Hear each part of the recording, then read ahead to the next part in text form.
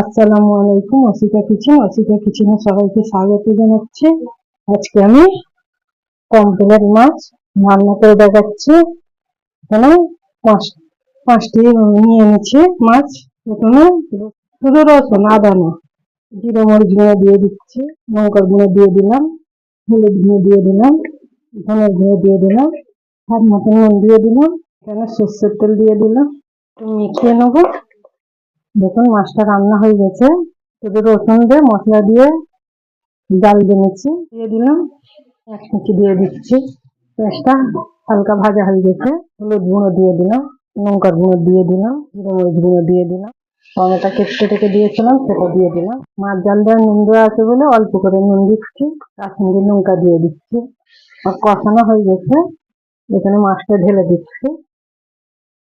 দেখুন আমার কমপ্লিট মাছটা রান্না হয়ে গেছে।